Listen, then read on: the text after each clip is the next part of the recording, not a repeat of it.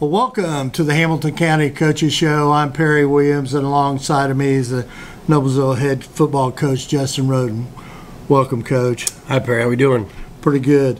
Let's talk. We got a big game. You got a big game this week with Hamilton Southeastern, but let's talk a little bit about that Franklin Central game because the Millers bounced back after going to Zionsville and lose it. You laying an egg. That's a good way to sum it up. But let's talk a little bit about that Franklin Central game and some of the high points and low points that you felt like. I think some of right off the bat from the high standpoint, I think that we ran the ball well. I mean, I think Blevins was just short of under 100 yards. I think as a team collectively we ran for just under 150. We only threw it a handful of times. I think that was part of our game plan going in there, was to really work on really establishing the run and becoming better at it. We're not a very good offensive football team. Anybody that watches our film will see that we have a hard time scoring. We struggle with momentum. I think you'll notice on Friday night that we were driving the ball, and I think at least 2 or 3 times we're inside of the go zone or getting down toward the red zone there to be able to score. And we found a way, whether it was a turnover on a fumble, whether it was a bad penalty or even dumb luck, we shot ourselves in the foot and we lack rhythm. And I think we're getting better in practice. We've changed the tempo of what we're trying to do and trying to give our offensive line some better looks and build some continuity amongst that group. From a positive standpoint, though, I was happy we ran the ball better. We obviously need to throw it better. We have a good quarterback and we have good wide receivers. I think right now more than anything, our biggest challenge is to get better protection-wise. We've got to run the ball to be able to set up the pass, and when we set up the pass, we've got to block better for Grant. And some of that too is Grant. Grant's got to make some better decisions and got to make some better throws. But as a group, we've got to keep improving on that side of the ball. Defensively, bright spots. I thought we defended the run really well, and that's priority number 1 here, or any program where I'm at, is to stop the run. And we did a good job against a team that wants to run the ball. And Franklin Central won 9 football games last year. They beat Roncalli this year. They've got some. You look at their losses and you're like, oh, they're 1-4, 1-5, but they got beat by Avon, they got beat by Brownsburg, they got beat by Decatur Central. So record-wise, it wasn't one of those games where you can just think, oh, we're going to win. And we did a good job responding. The second half, they tried to come out and hit us in the mouth, and we bent a little bit there and made a couple adjustments based on their scheme, and we held our own. And anytime you shut somebody out, goodness gracious, shutouts are something that haven't happened here in a long time. And if I'm mistaken, I think this is the third time in the last 4 weeks that we've held an opponent without a touchdown. Right. And so you give up field goals, and you play good defense, you stop the run, and you give yourself the chance to win all those games. And even the Zionsville game, we're in the football game. You go in the half, I think it's 10-0, but we still were in the football game. We just struggle to make plays. So I was very pleased with our effort, with homecoming and all the distractions and all the things that go along with that week here. I thought we handled it well. We were focused, had good energy, and I think we represented the community. We battled and found a way to win. Absolutely.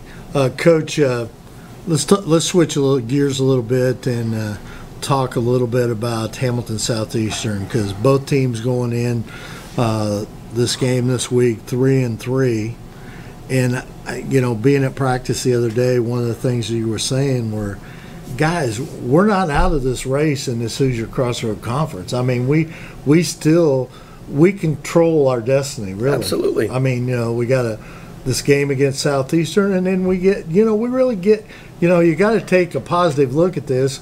We get to play Brownsburg and Avon, and those are the 2 of the teams that we've got to beat. When you look at this whole thing, it's a football team and a program that hasn't played for a championship, some of them ever.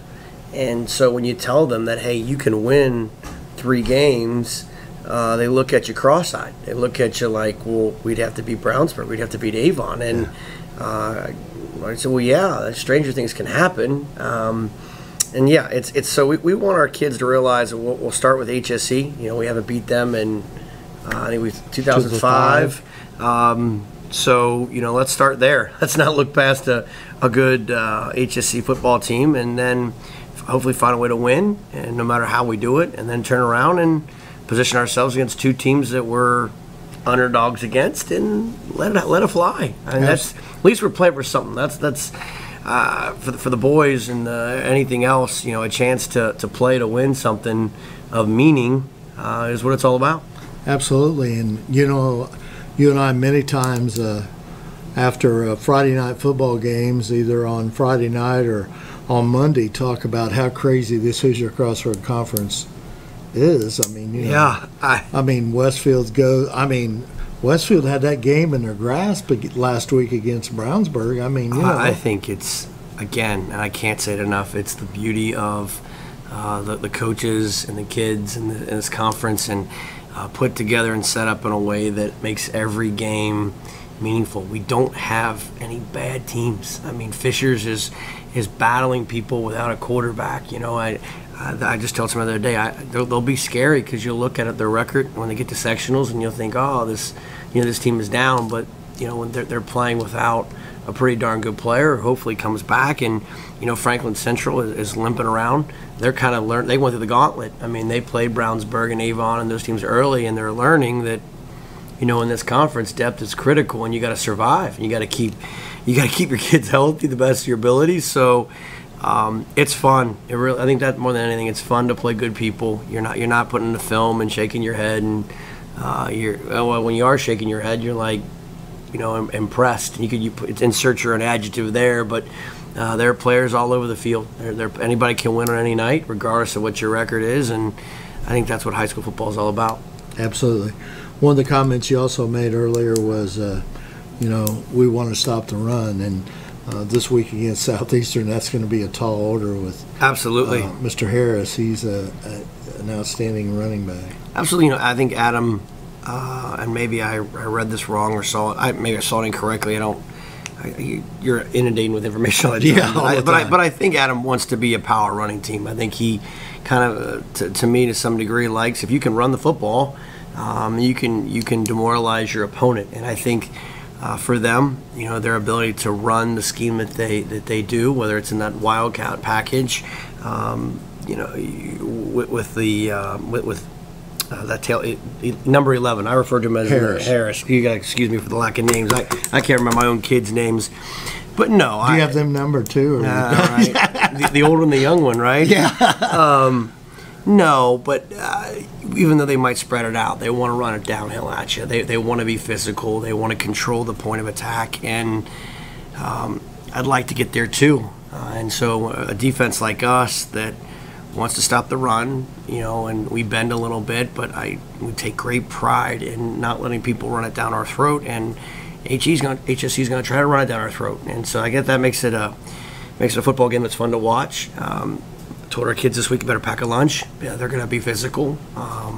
They're going to come into our place, and we're celebrating senior night, which is a big deal. And so we got to control our emotion with all the things that go along with senior night, and you got to prepare for an opponent that, you know, you haven't beaten and since 2005 in a lifetime. So it'll put be a fun. Big banner out there. We need something. A little bit of mojo, or a rabbit's foot, or a horseshoe, or something out there to give us a little bit of luck.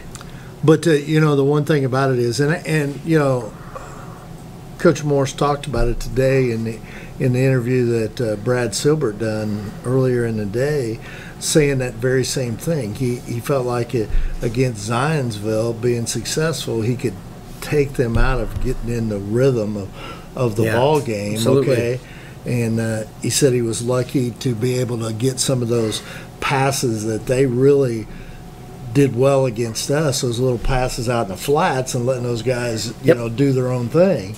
And when you could do that type of game and get a running game going, the defense we got is going to be very difficult to score on. We caught Zionsville on a night when they were throwing it and catching it and doing all the things the right way, and HSC did a good job of defending it. Although they did a better job than we did, and He's exactly right. And this is a game of momentum, and the things that Zionsville does well, those underneath passes and the short game that frustrates you, they did a good job of taking that away, and they defended the run really, really well. So if you're taking away the things that Zionsville does regularly, and then you're forcing them to do things that they don't want to do, you're already winning, regardless of what the scoreboard is. And the game was close, early on, and then you mentioned they frustrated them. That was a team that went out there and who had been playing fairly well the last couple of weeks, and goodness gracious, ended up winning in a manner that I thought would be a close game, and they essentially just blew them out. So I give a lot of credit to HSC, and I told that to our kids this week. If you don't pack a lunch, you're gonna get embarrassed. So we're ready for it. I think this is almost every game is a rivalry game, but being the proximity to the school, and some of these kids have relationships with those kids as far as knowing who they are, and some other youth football and even coaching ties. Adam going over there, and Coach Taylor. So it's fun. I'm looking forward to the game. I'm looking forward. They've been close the last few years, and I expect nothing but another classic Noblesville HSC matchup. We talk a lot about that, the proximity and everything, but, with the situation we're here in Noblesville, and our kids knowing their kids, we got Westfield, we got Southeastern, we got Fishers. We're all sitting here right here together. There's not too many miles between all of us, really. No, and we're big schools, too. I kind of, people around here joke about how far of a bus ride is.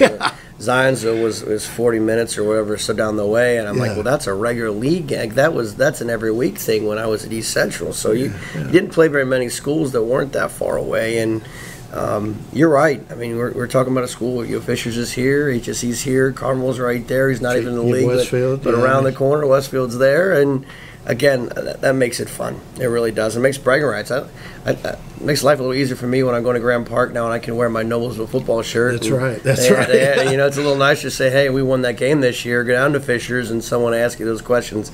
It matters. It matters to the kids. It matters to the head coach. You take a great deal of pride. And, for us, HSC is the next neighbor, and it's a league game, and those are even more fun. Anytime you can find check one other box on there as far as what the game is about. You obviously want to win every game, but whether it's coaching connections, whether it's a league game, whether it's neighborhood rivals, all of those things just add to the flavor of a high school Friday night.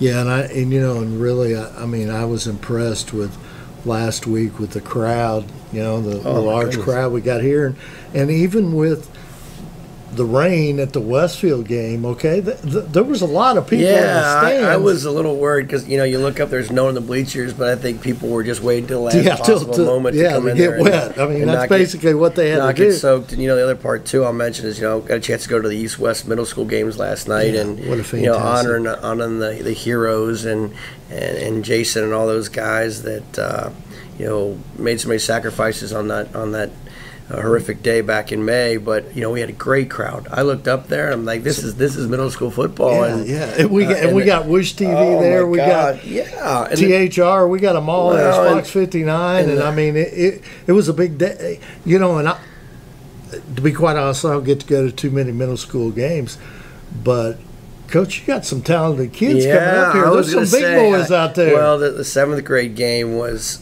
really fun, because our East this year has had a pretty good season, and West has been kind of up and down. But to see West come back the way that they did to find a way to win the game was fun. You didn't want either team to lose. Part of me wanted a tie there. I wanted when that game was where it was there. 22-22. I kind of say, hey, let's go with the soccer approach here, and everybody goes home happy with a tie, when it's your own league. But I want to make sure the 8th grade game, our boys from East are shorthanded. I think they're only down to like 17, 18, 19 kids, and they've been playing hurt all year.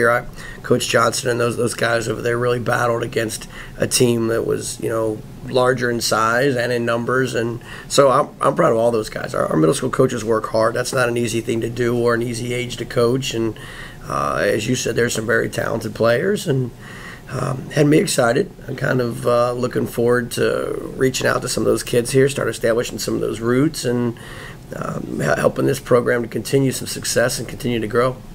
Yeah, absolutely. Well, the one thing about it, we kind of got off track there a little bit, but the one thing about it is, Harris is a great running back, but the Sparks kid throws the ball pretty well. I mean, he's got a cannon of an arm, so we have to be careful there too. So you got to be pretty well prepared for everything going this game. Yeah, we have definitely not neglected Cody's arm. He has got a cannon, and he does some things in the summer. We've seen that. I know how hard he can throw a football. I know how far he can throw a football, and we have. I would just say, as far as practice goes, we have not neglected the passing game. We know we're going to get hit in the mouth, but the moment you fall asleep, that H-back comes across and catches it in flat, or they boot it, or they throw a fade. I mean, he can throw the ball 40, 60 yards, and with just a flick of his wrist, and then you're giving up, chunks in that passing game. So they've got a lot of weapons. They're a very good team. I believe they played 2 MIG teams to start the season, so they're battle tested, and again, it should be fun. One thing. Don't want to get away from that game, but I have to mention your kicker last week. Was that a play that you probably had never seen happen in a football game when he runs the touchdown and the kickoff? And it's really funny because we have the fake punt, and we give him the opportunity. It's his decision. He looks at me, I give him a green light, a red light, and the green light means, hey, if it's there and you can run for the first down run, and he runs for it, and we got a penalty, but he was really close to getting it, but he didn't quite have the same wiggle that he did on that touchdown. He caught the punt on the fumble, and he ran like somebody had stolen something from him. And the even better part is you see some of the photographs of him in the end zone, and his eyes look like a great white shark. He doesn't know what to do with the ball, and that is all part of the fun of football on Friday nights. Absolutely. Those are the moments that you see him smiling and his teammates jumping up and down. My son's the ball boy. He's getting screened up by the referee to throw the ball in because he wants to go over there and celebrate with him. And he had a huge crowd, and people will tell stories of that. You remember going back to that homecoming game in 2018, and I saw a kicker score 10 points. He kicked the extra point, he scored a touchdown, and he kicked a field goal. So we talk about legacies and stories, and that's going to be a good one. That's a good one. 20 years from now. That's a fun one. I prefer to score other ways, but but we'll take it anyway. I don't care what that score says, as long as Noblesville has one extra point than their opponent. We'll take it any day of the week. Well, Coach, one thing I wanted to mention with both Coach Morris and you are both in your first year, watching the progression of this football team. I think our team's beginning to understand what you're trying to do here at Noblesville, and they seem to be embracing it for the most part. Absolutely. I would never characterize myself as a finesse coach. I'm not a guy that brings a fancy scheme. I do bring a group that, it's a lunch pail, blue-collar effort every day. Our practices are going to be hard. We were in the mud yesterday, slopping it up deliberately. We need to